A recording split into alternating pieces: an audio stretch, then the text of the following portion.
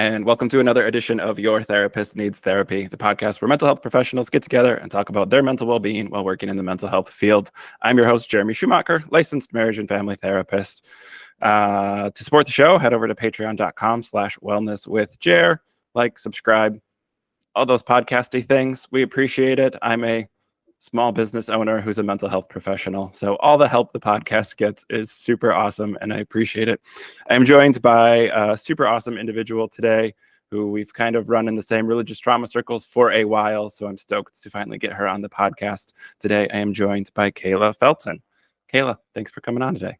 Hey, Jeremy. Yeah, it's an honor to be on the Therapist Needs Therapy podcast. That spoke to me, resonated, hit. Yeah. Yeah. Awesome. So there's a lot of stuff I want to talk to you about because you are doing so many cool things, especially in the religious trauma community. But I always start with the same question, which is, how did you get into the mental health field? Yeah, well, I will say I grew up kind of to preface the whole journey of how I got to where I am on my mental health journey. I was raised in a fundamentalist evangelical culture called the Plymouth Brethren. And I grew up in Chicago suburbs, and I moved out to Minnesota to attend Bethel University when I was 18. And that, of course, is another extension of my religious trauma narrative. But I will say when I was growing up, I kind of knew I wanted to either be a missionary or I wanted to be a social worker. And so I'm very grateful that I ended up taking the social work route. But as a means of that, when I told my parents I wanted to be either a missionary or a social worker, they were kind of concerned that if I were to go to a state school and pursue social work, that I might lose my family values. So future Kayla and my parents put a ton of money down for me to be able to attend Bethel University, where I still became the best and worst possibility in both of our minds, all of our minds. And I pursued social work, and from that I've become a licensed clinical social worker in the state of Minnesota. I've been here for about 15 years in Minnesota. And now just in the last couple of years, I've been bopping back and forth between Minneapolis and Playa del Carmen, Mexico, where I more formally reside. Even though I'm in Minneapolis right now as we're interviewing. Very, very different locations. Yes, indeed. And in the last 5 years is actually when the Reclamation Collective was birthed. Me and a colleague, Kendra Snyder, who's also a therapist here in the Twin Cities, we decided to launch the Reclamation Collective as kind of a cooperative of clinicians curating non-clinical interventions for survivors of religious trauma, spiritual abuse. Yeah. And we will jump in a little bit more in depth about Reclamation Collective and all the cool stuff you have going on. I'm curious. I grew up fundamentalist evangelical. We didn't have a cool cult sounding name. I grew up Wells, which in the Midwest is a little bit more known, and outside of the Midwest, no one's ever heard of. But my wife went to Martin Luther College, which is in New Ulm, Minnesota. And I believe, is Bethel's in Mankato? Am I thinking of the right Bethel? St. Paul. Okay.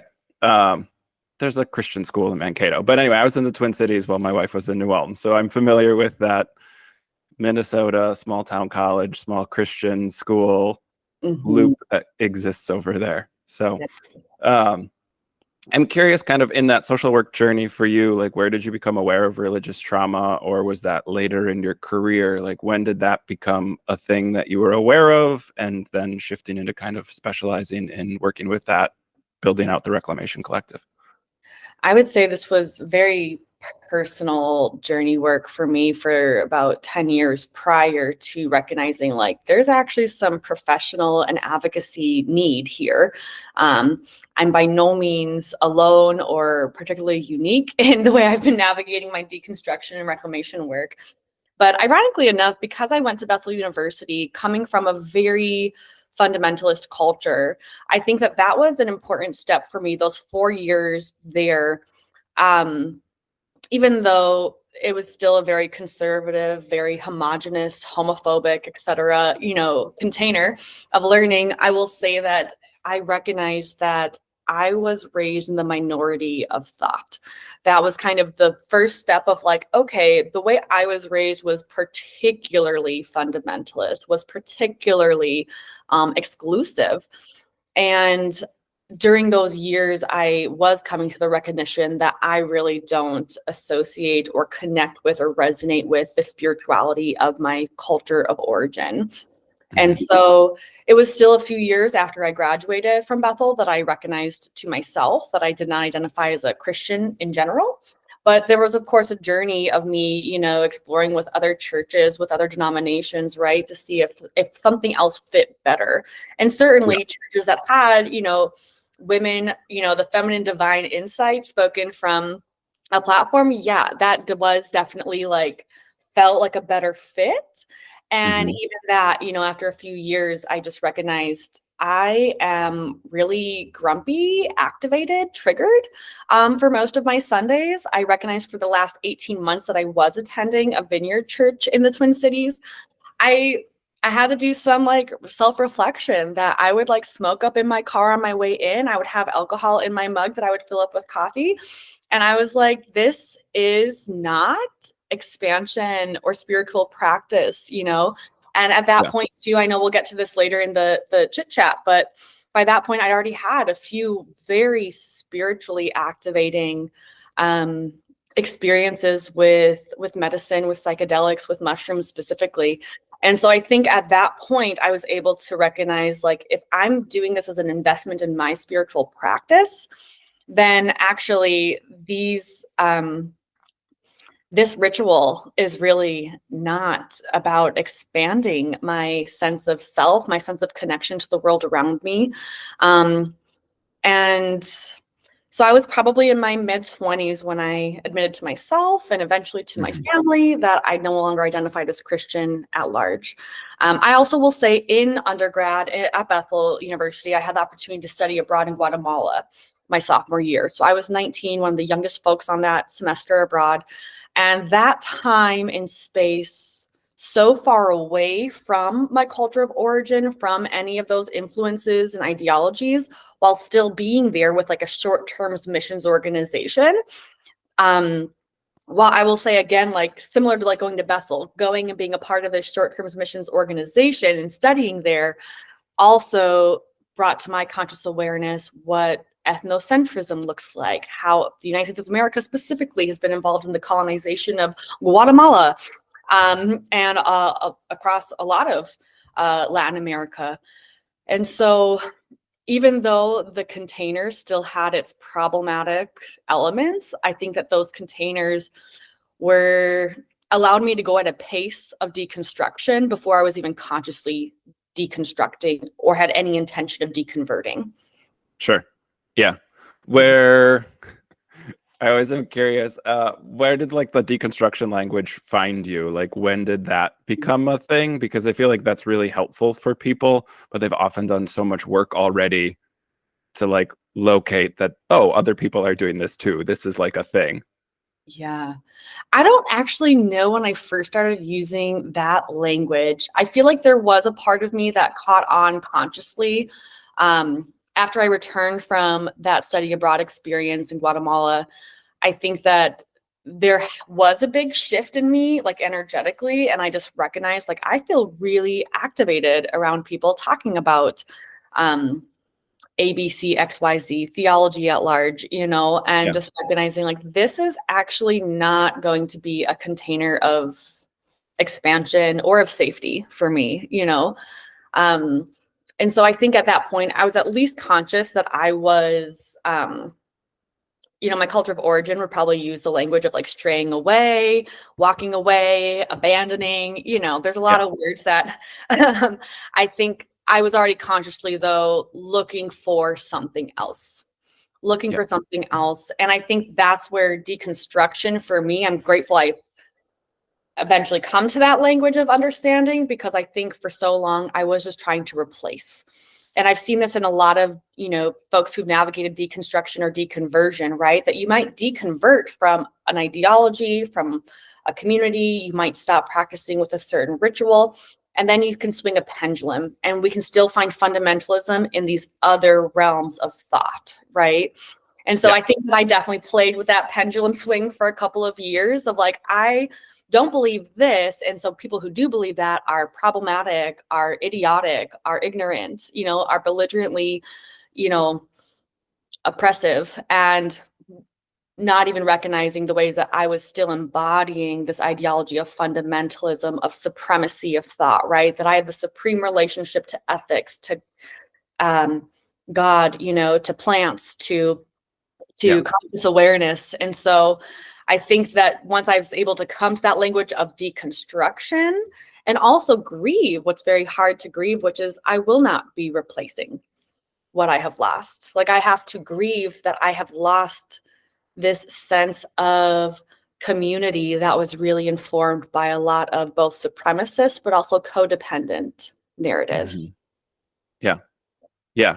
So while all this is going on, you're also starting your career then as a social worker. Yes. So my first few years in the mental health field, I first worked as a case manager, working with highly mobile and homeless families in the North St. Paul, Oakdale, Maplewood School District. And then from there, I was actually hired to work for a middle school. And I worked at a middle school in Oakdale for 7 years as a social worker. And it was probably my last year there working as the social worker at that middle school that I started to launch the Reclamation Collective. And also it was in that year that I started to be connected to a ketamine clinic that was preparing to launch. And so I was able to make a pretty complete transition out of school social work into psychedelic therapy, as well as co-founding the nonprofit. Yeah. Yeah. What was, before we jump into that, what was like that? I'm curious at that point, what was your self-care? Because I'm sure self-care has transitioned and grown a lot throughout your career doing these different things. But like, I'm curious, kind of still like deconstructing, trying to build a newer, healthier spirituality while doing like social work stuff, which can be really heavy, working with families who are dealing with homelessness and then working with in that school setting. Like there's a lot of stress that comes with that while doing all this personal work. So I'm just, if you don't mind sharing, I'm curious what that looked like for you. And then we'll go into Reclamation Collective stuff. Yeah. I would say for me, self-care has always been centered around being connected to a sense of community, a sense of chosen family. And overall, I think I always have had some connection to that.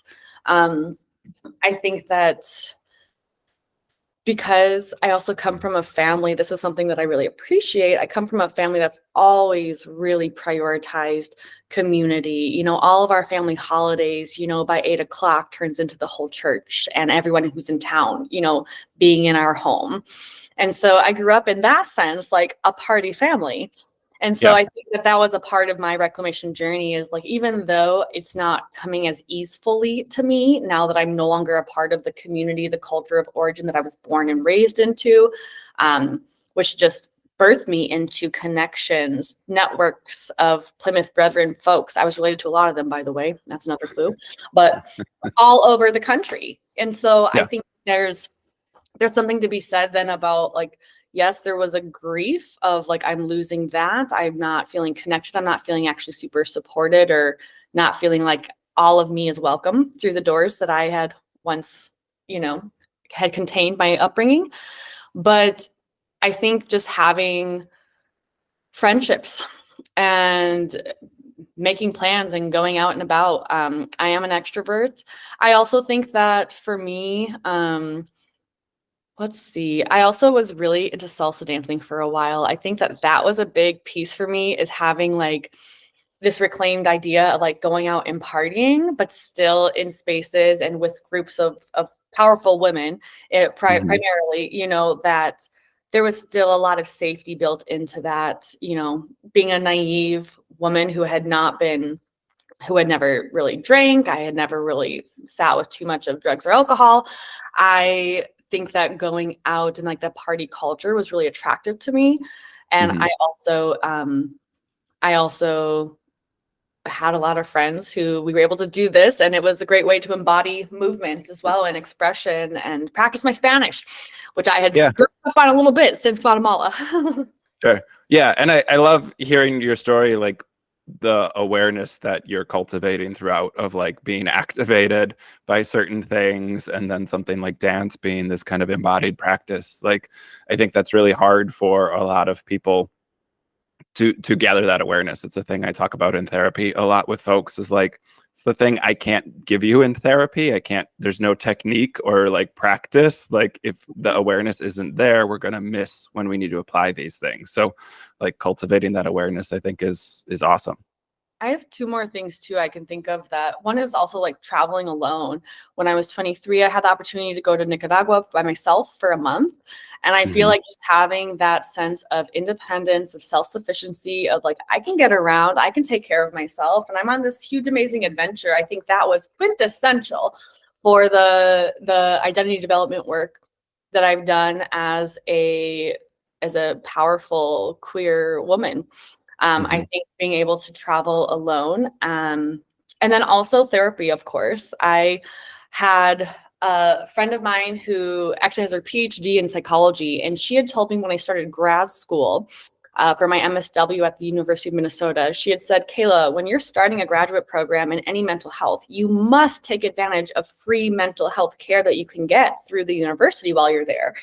Um, and I'm so grateful that she and I had this conversation when we did, because I hadn't ever committed to any therapeutic process.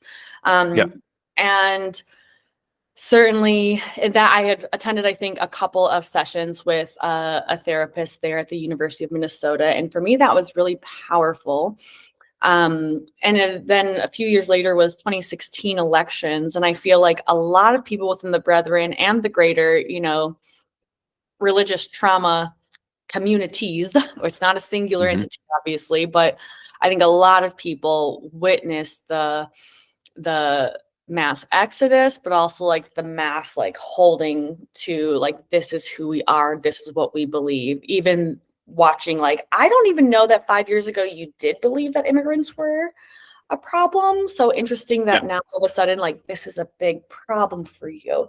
Um, Yeah. that's just one example of what I witnessed. So 2016 was really heavy, and my licensure supervisor actually had told me in one of our supervision sessions, I'm curious if you have a therapist, if you have kind of like an ongoing therapist, and I did not at the time. And Mhm. so that was when I got plugged in, and I've been seeing the same therapist for 8 years now. Since 2016, I've been seeing the same therapist. I at one point decided that I was going to look for a different kind of trauma resolution model, and I was going to work with a different therapist, but then shit hit the fan, and I was like, actually, Yeah. Megan, I'm just going to sit pretty in what we already have. There's a lot going on here. I would love to not have to catch up on the last 4 years of work that we've done together. So Yeah, for sure. Yeah, that all sounds lovely. Shout out to University of Minnesota. It's my yeah. alma mater where I did my undergrad. This is an awesome psych school. I didn't take full advantage of that because I was 20 years old and an idiot still. Um, Reclamation Collective kicks off. You said one of the things you mentioned earlier that I kind of highlighted in my brain was like noticing there's a need for this. Mhm. So can you walk us through kind of the idea, the blossoming of the idea into the actual collective launching, and kind of what that process looked like? Yeah. Well, in the year leading up to us organizing around this concept of the Reclamation Collective, one of my best friends, Lizzie Rose, and I, we had been connecting for some time and having these meditation nights, and recognizing that every single time it was themes of religious trauma that was coming to consciousness for us, that we were embodying grief around. And we decided to have a retreat. It wasn't any formal entity. We weren't yet the Reclamation Collective. It was just Lizzie and Kay. And we rented an Airbnb in Osceola, Wisconsin. And we had a retreat. And I think we had probably around a dozen, maybe 15 folks attend that retreat. And it was so wonderful. And we got such overwhelmingly positive feedback from that weekend together, that I just knew I wanted to run with this and make this actually a little bit more of like a therapeutic model. And so it was within a year, I would say, of that initial retreat that Lizzie, I call her my dream doula, she actually spoke out the words Reclamation Collective. And I was like, that hits, my body's reacting. I think that's a thing.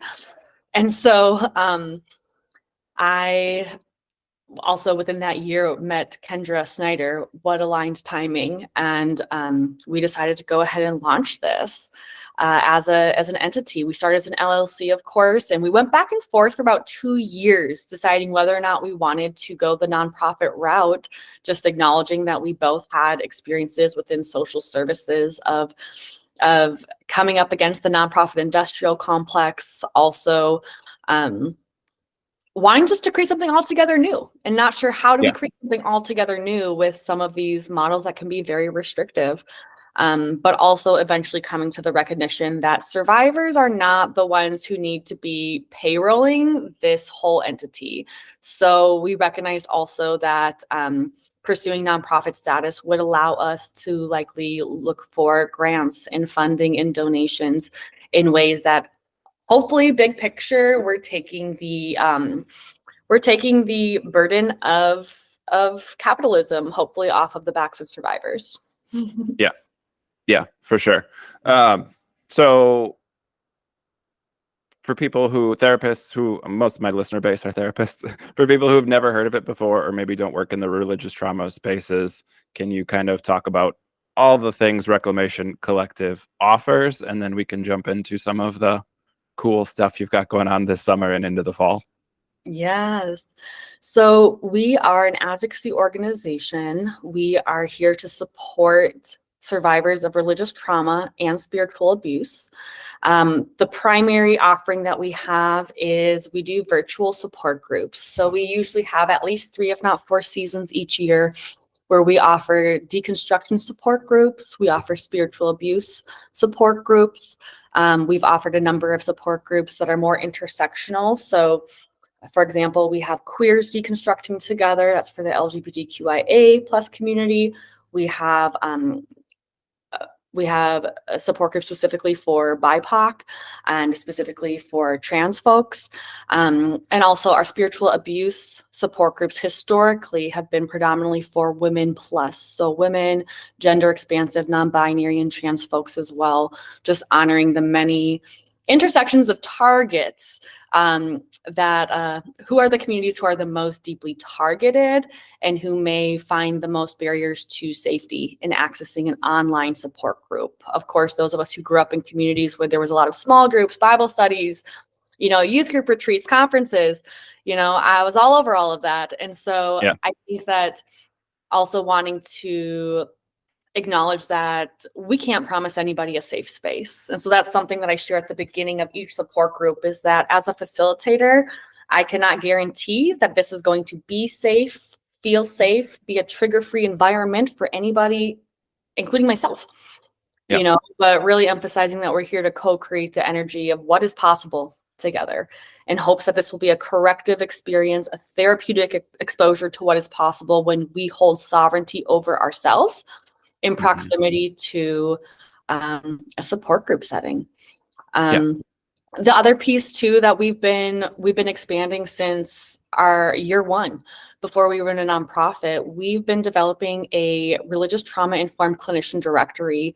And so we have clinicians from all over the country, plus Canada. We're hoping to expand that even more so internationally in the upcoming years, because we have had people from more than 7 different countries hold space in our virtual support groups over the years. And so we know that while certainly the United States of America is huge, and we still have a handful of states that don't have any representation on our directory, we also recognize that we are creating something altogether new, and there may not be anything like the Reclamation Collective represented in globally, And so another piece too is that we in the actually this summer, I'll talk a little bit later about a fundraiser we're going to have, but our goal is to raise money to launch our first Spanish speaking support groups in winter 2025. And so recognizing that big picture, long term, we got to make sure that we can hold space for survivors in multiple languages across many time zones, you know, with all kinds of intersections of identity that will need to have, deserve to have specialized space. Yeah. Processing. Yeah. And the directory is awesome. I can say as a clinician, when people reach out to me or contact me, knowing I work with religious trauma, but they're not in Wisconsin, which is where I'm licensed in practice, like that's one of the resources that I share most often is like, start here. And there are some spots that aren't represented still, because I'm always like, if you can't find someone, like we'll figure something out, but like, let's start here and use the resources out there. And before finding and joining the Reclamation Collective, like that wasn't a thing. It was like, hey, like let's spend some time on psychology today together and like really try and filter it as best we can. And then you're going to have to do some digging to find out if this is going to be a good fit for you or not. So, and that's still part of it, I think, but like that directive of people who know what religious trauma is, who have either training or lived experience with it, like that's such a thing that people need. And I would say that's the thing that, not with my clients, but for people who are just looking to get help, has been the most useful piece. Thank you. I mean, that is something that we're just like, this is a free resource. We want this to be available to everybody. And while the Reclamation Collective is specifically curating non-clinical interventions, and I can share a little bit about why that's important to us, just acknowledging that the clinical spaces often have a lot of barriers to access, whether or not a clinician accepts insurance. And I hold a lot of compassion and understanding as for why many clinicians don't accept, or why insurance companies don't accept clinicians onto their platform. And so onto their panels, that is. And so there's that. Also, you know, Western therapy has a lot of other, you know, dangers, literally. The way that we can pathologize, we have historically pathologized trauma and told people that, you know, their distress and symptoms are, especially folks coming out of cultures with like original sin doctrine, right? Where like all of these things that are uncomfortable for you are associated with some type of sin deeply rooted in your being and who you are. And so I think that there's so much work that can be done still in the therapeutic container, but that's also part of why we have these different training CEUs. We have a collaborative practice event coming up for therapists. We have a monthly consultation group. We do a lot of work in trying to support therapists. And again, curating something altogether new that supports folks who might be already kind of conditioned, indoctrinated, brainwashed, right, to believe that when I come into a space with a therapist, they're the authority over me. And that's such a very dangerous ideology to have. It's not just dangerous for potential clients. It's also dangerous, I think, for therapists as well, for us to embody this relationship in which I'm being seen and credited, but also blamed for whether or not someone achieves whatever healing looks like, feels like, sounds like for them. Relief, whatever that looks like, feels like, sounds like for them. Yeah. And you said this earlier, but to reiterate in this specific context, like there's dogma everywhere. And so you can get a therapist who's very dogmatic about their approach or their diagnosis or all of these things that overlap the Venn diagram of bad toxic theology and bad therapy. There's a lot of overlap there. Yes. I think especially, like, I let my clients know on my intake, I said, I don't identify as a counselor. I'm not here to provide counsel, hot takes, you know, directives. That's not really my style. And I often think that's a first step in kind of deconstructing the narratives that have informed all of our collective narrative beliefs, you know, around who has authority over me? What does sovereignty over self look like? How do I tune into my inner healing wisdom, my intuitive know, KNOW? And that's been my primary focus in clinical care, and hopefully creating some non-clinical supports and offerings that actually bring us more into community care. This is less about clinical intervention, pathology, diagnosis. This is far more the Reclamation Collective, at least the services we offer in-house. These are more about community care, connecting people to resource, connecting people to community, to other folks who are also navigating some type of detachment, perhaps loss, perhaps abandonment of their culture of origin. And I also will just say, I keep referring to both religious trauma and spiritual abuse. I think it's really important that we also acknowledge that there is so much spiritual abuse that can happen, even in the clinical container, let's be honest. Outside of religious spaces, spiritual abuse is not wholly organic to our organized religious institutions. Spiritual abuse is really any conscious or unconscious use of power to direct, control, manipulate, exploit another person. I think that I would refer to that abuse being spiritual abuse when that power dynamic is also informed by this person's, role within a spiritual faith, guru, medicinal, right, community, or by the beliefs within that community, right? So I use the example of patriarchy, right? Because it's easy and obvious.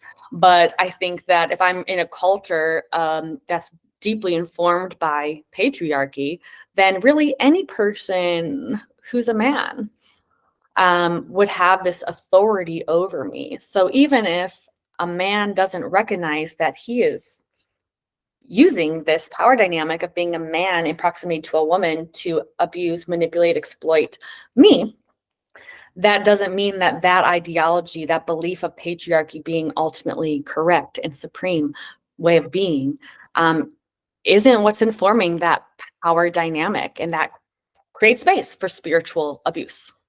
Yeah, for sure. And I mean, psychology as a field has historically been deeply patriarchal, even from, the originators, the big people we study in school are all male, and even to the representation for something like putting the DSM together, like that medical model and some of those things are deeply colonizing and patriarchal. So like therapy as a space, finding therapists who are aware of some of this and doing their own work to not be propagating that and to not be holding space for that. Like that's difficult. I think a lot of clients, my experience in that is a lot of clients ask me for more directive things because I am so opposed to being directive in my work. They're like, oh, I need you to tell me what to do though. And there's this back and forth with that. But I think holding that space, and for practitioners, like I love some of the groups you offer for support therapists who are deconstructing, but then also the consultation groups for people like that, therapists who are doing this work. There's also ongoing work for them while involved with this. And it's important for us that we have the therapists deconstructing together support group. I think we have that represented on almost every seasonal playlist that we have of support groups, in part because this work is activating. This work has obviously been a part of why my therapist has had 8 years of content with Kayla Felten, because as I'm working with all different folks from many different, religious cultures and ideologies, there's so much that I can resonate with and be like, I didn't even consider how that fucked me up. I got it. Okay. And so we want to have those spaces where clinicians can come together, but also where clinicians can continue to refer their clients to our support groups and not have to hold that concern that they might end up finding themselves in a supportive space with a client. It's important, of course, that therapists, that we have spaces that we get to do our own work. We get to be the client. We get to be the participant, for that time. So let's talk about some of the cool stuff going on this summer, later in the summer and into the fall. Some stuff that's been building for 5 years, and now some fun stuff, some celebration, the fundraiser. So can you speak to kind of what's going on later this summer? Yes. So actually, next Tuesday, so we're coming into Twin Cities Pride Week next week. And so Hey, next Tuesday, happy, yes, happy Pride, everybody. happy Pride. We are going to be having our second community circle at the Modus Locus location in South Minneapolis. And that will be just a time for folks to come and honor queer joy. There'll be some art, there'll be some shares, there'll be an altar blessing, which I know might sound a little bit like activating to folks who are maybe just not into the idea of reclaiming spirituality. And I just want you to know that you are invited to this event. This is not any type of like teaching. This is not any type of, this is how we do things here. This is a co-created opportunity to be a part of a circle practice, to be a part of a ritual where everyone gets to bring an item from home, bless the altar with that item, adding kind of a wish, a hope for the person who's going to go home with that item at the end of the circle. And everyone gets to go home with a different item and kind of speak as to how this community circle, what that brought to conscious awareness and what that item is going to be kind of a reminder for them moving through Pride, through party weekend. So that is the first thing that we have coming up. And then also on August 10th, we have our first fundraising fiesta. And that's going to be at the Modus Locus expansion venue in Minneapolis. I have some good friends who've opened up that venue. It is gorgeous. And we are excited to party because I have shared that, you know, I'm a career social worker. I've been working as a psychedelic therapist, and ultimately I'm here to party. That's really what I want to be doing, is creating, again, these non-clinical opportunities for people to commune, to connect, to meet other people in the kind of like the low risk environment of Fiesta. And so also we deserve it. We fucking deserve it, the party. And so we're going to be fundraising our goal of $10,000 to be able to launch our Spanish speaking support groups in winter 2025. We're going to have Alana Sabatini, who is the artist who does reclaimed hymns.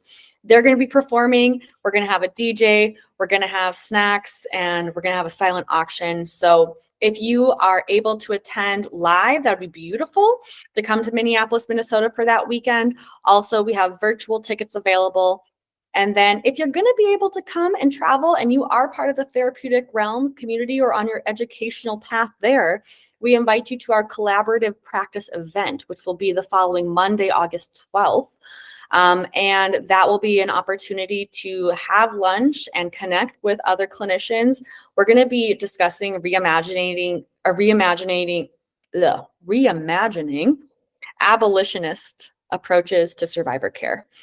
And in addition to the lunch and the 4-hour event, all therapists will also receive access to our 6 CEUs. That's 3 trainings, but a total of 6 CEUs as well, available online. And so again, we're just really wanting to make sure that we're connecting with the therapeutic community, because we are by no means possessive of the work that we do. And I'm going to be honest, we have sensed some possessive vibrations with some of the other, religious trauma activist advocates who are all doing awesome, cool work. We are not possessive of this work. We are protective of the many communities represented who have often been dismissed or denied validity to be a part of this table. Yeah, there's dogma everywhere. Mm-hmm. The early atheists in the 2000s dealt with this too, like the in-group out-group dynamic that plagues human psychology. It's hardwired into our brain to group off and have in-group out-group dynamics. And so even in spaces that are doing similar work, this stuff pops up. But like, I love the Fiesta. I'm so stoked. I'm hoping I can make it up there. For us Midwestern folks, new train line is open. I'm going to the Twin Cities soon. The next couple of weeks, I'm taking my 2 little boys. We're going to try the train line from Milwaukee to Minneapolis. That's new. So easier to get there. Chicago, Milwaukee, Minneapolis, all a little bit more connected than it used to be. So that's amazing. I didn't even know that. I'm from Chicago. I don't really live here anymore. I live in Mexico now. I have a female president, but that's good to know that there's now more connection across the Midwest. Beautiful. Yeah, and here in the Midwest, here in the United States, we're like, hey, public transportation, we finally have some. But yes, the Fiesta, the party, and therapists are always looking for CEUs. I love the reclaim fucking everything, and I don't know that people put fucking in it all that often, but like I've blogged about this concept and talked about the Reclamation Collective in my blog previously, and like I love reclaiming. I love that idea of like take some of this back. Yes, this religious trauma work is hard, and holding sacred space is very important, and being a human and having a party and finding community and celebrating things is also part of the healing process. It's not all sacrosanct and somber. It is Yes. fun and community. Speak it exactly. That's another piece of just like, hey, we've worked really hard to bring this organization to what it is today. We have a lot of big dreams and visions casted over what the next 5 years will bring. And honestly, we just want to provide an opportunity as well for people who've ever attended a workshop, a training, a retreat, or a support group ever with the Reclamation Collective to maybe be able to have a little bit of a reunion, meet the facilitator in real life, meet our board. We have some bad asses from around North America, from across North America's, who are a part of bringing this forth. And so we're really proud of what's all of the labor and all of the courageous vulnerability that's been invested in bringing us to where we are. And honestly, just excited to hopefully make our offerings that much more accessible by adding an entire language to what we offer and the languages that we offer those spaces in. Yeah. Because that will also extend eventually to also having trainings and consultation groups for clinicians in Spanish. Awesome. Yeah, which is, yes, so needed. Religious trauma is everywhere. We talk about dogma being everywhere. Like religious trauma is everywhere. And so the need for people who are aware of this stuff, are trained in this stuff, are doing their own work is still so high. We have all this data that says people are leaving the church in record numbers and they need safe places to land. Mm-hmm. Yeah. Do we wanna do a quick plug for psychedelic work? Well, we have a little bit of time. Drugs. You want to talk about drugs, Jeremy? Let's go. What was so in all of this, you said you had some personal experiences. What was your experience? I'm going to focus professionally on ketamine is legal. So I think that's what you're working with. And like, what was the introduction for you and kind of like the response to, I don't know, the social work community is maybe a little different than the therapy community, but there's a lot of overlap there. So I'm just curious kind of how you found your way to that space and what it was like working in that space. Yeah. Well, I will say, first of all, ketamine is not a federally legal substance, only in the clinical space, though, in the medical space. It has long been federally accessible because of its use as an anesthetic for decades. And it's actually used even more commonly as an anesthetic internationally in medicine. And so thankfully, this was already long FDA approved before it was even used kind of in a clinical setting as a mental health treatment. And so ketamine is by no means the initial, psychedelic that I've communed with. That was the inspiration for really wanting to explore how to integrate psychedelic experiences into reclamation and healing work. So my initial communion was with mushrooms. And I should say, I've had a long relationship with cannabis, actually. I don't necessarily consider cannabis a pure psychedelic, but I will say that definitely has helped me access different sensations and dimensions as well, in body and spirit.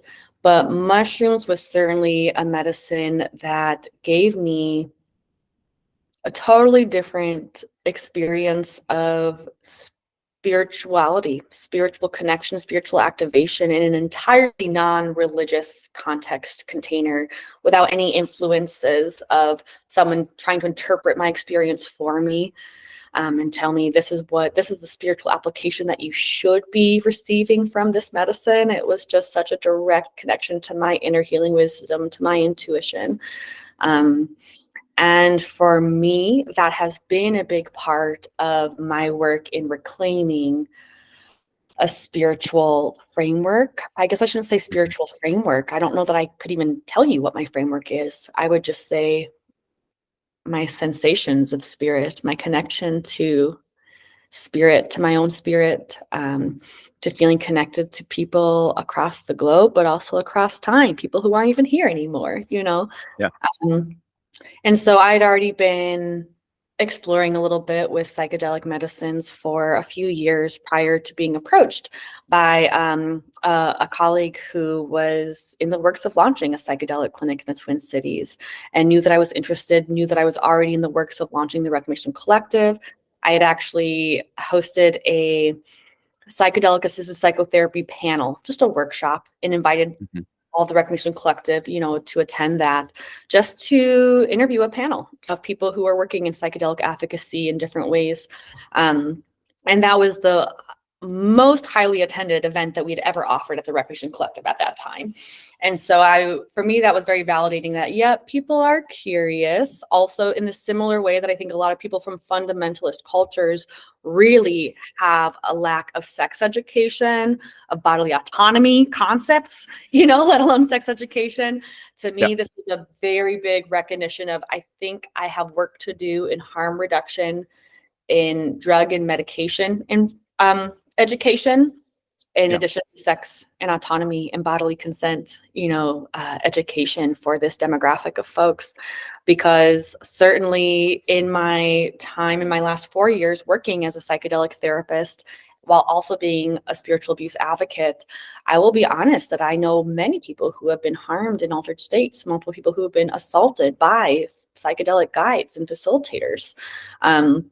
I've unfortunately known facilitators who have abused the power and the possibility of holding that sacred space. And so for me, there's been a lot of connection in my work as a spiritual abuse advocate while showing up in psychedelic spaces. And also I spoke at the Psychedelic Symposium a few summers ago. Here in North Minneapolis, we have a psychedelic symposium each summer via Big Psych, which is a local advocacy organization. And I spoke actually about how to recognize fundamentalism in psychedelic spaces, because I still think fundamentalism, supremacy, kind of the same thing. These can still form some really, really dangerous, abusive dynamics in altered states, especially. And people taking credit for, like, you only had this experience because I was here guiding you, you know, or playing gatekeeper over someone's relationship and proximity to medicine and exploration. Well, I've had a number of clients that I've got to hold powerful, potent, incredible space in the ketamine journeys with, right? I also I've done too many drugs personally, but I also am not so arrogant to believe that, like, they will only be able to experience expansion with this one medicine in this one clinical container. You know, I think this can be a beautiful opportunity for people to have their first communion. You know, I'm reclaiming that concept, a first communion with psychedelic possibility in a safe, curated container with a therapist, maybe even a doctor as well, who you know, who you've met, who you've built some rapport. There's some predictability in how they're going to show up and hold that space, and vice versa. And I also think that one of my favorite things about being a ketamine therapist has been getting to witness people have their own reclamation journey of, okay, I do feel connected to something greater than me. And also to sit in the gray of that, of like, I'm not going to tell you what that is. I don't know. I'm still figuring out what my connection to spirit is, but yeah, it's nuts. It's trippy, huh? But being able to bear witness to people who also have grown up in similar fundamentalist cultures and ideologies, or who have just suffered of spiritual abuse and different relational dynamics, to be able to have a holy and organic communion with themselves, and maybe a different framework for what is possible, expanding the realms of what you ever thought was possible. And I see. I went through training recently, and I'm still doing some personal work around this, because I work with so many people with religious trauma who wanted to go and interact with psychedelics as part of their own healing journey. And I was like, I'm too naive in this. Like, I got to go learn more about this so I can help people on this journey and do it safely. But yeah, I think there's definitely a draw for people that want to reclaim spirituality, that want to feel a connection to source, a spirit, some version of spirituality that makes sense and feels authentic to them, as opposed to somebody else's prescribed version of what that should look like. Mm-hmm. Yeah. Well, and to bring that back then to the Reclamation Collective, that's one piece that whenever I'm facilitating the spiritual abuse support groups for Women Plus, I'm also wanting to specifically invite folks who have been harmed in psychedelic spaces to attend that. And I also have recently been connected with the Shine Collective, which is a psychedelic survivor, abuse survivor organization as well. And so I know that they are also looking to launch some different support groups and integration circles, as this is unfortunately far more common. And similar to what we see with clergy abuse, there's not a lot of safe platforms for reporting. There's not a lot of protocols that are actually about accountability, but rather about protecting the powers that be, protecting the reputation of Jesus Christ, the Lord and Savior, and also protecting the reputations of the people who've been in power, who had access to the industry of it all. And that's going to also be another connection to the psychedelic industry of it all, the mental health industry of it all. These are the pieces that the Reclamation Collective is hoping to reimagine what is possible when we are not looking to profit off of mental illness, of religious trauma, of spiritual abuse, but rather looking to create truly accessible networks of connection, of community care. Yeah. That'd be so lovely, having people who are trauma informed and holding space in co-created spaces. Yeah, that's the dream, right? Kayla, thanks so much for all the work you do and all you're putting out for the community is so cool. If people want to learn more about Reclamation Collective, where can they go? How can they get plugged in? Absolutely. You can go ahead and visit reclamationcollective.com. You should have a pop-up come up, and you can certainly add yourself to our email list. That way you will be notified weeks before we open up registration for all of our upcoming support group seasons. You'll know what are the support groups that are going to be offered in the fall, what times are they offered, who are the facilitators, and also any of our other events and offerings coming up. And we have a specific mailing list as well for clinicians and therapists. And so people who are wanting to specifically know when we have CEUs, when we have collaborative practice events, when we have, when we're looking to hire, when we're looking to interview new facilitators and such, that would be something that we would love to stay in communication with the greater therapeutic and advocacy community. Yeah. And if you're not from the Midwest, Minneapolis, St. Paul is super cool. Don't let like the Midwest is lame sneak in there. I went to University of Minnesota. Like, Minneapolis is awesome. I have family up in St. Paul. Like, Twin Cities are very cool. It's not brutal, and as long as it's not winter, the summer's nice. So inviting y'all to come party with us in August. yes. So I don't live here past August. I live in Mexico after September. So yes, we're inviting you to come during one of the most beautiful months of the year to an incredible city. This city is magic, Minneapolis, as well as St. Paul. These cities are magic. Yes. So later in the summer, check out the Fiesta, get together with that community. Kayla, thanks so much for taking the time and chatting today. Thank you so much, Jeremy. The sacred in me honors the sacred in you. And to all our wonderful listeners out there, thanks for tuning in again. We'll be back next week with another new episode. Take care, everyone.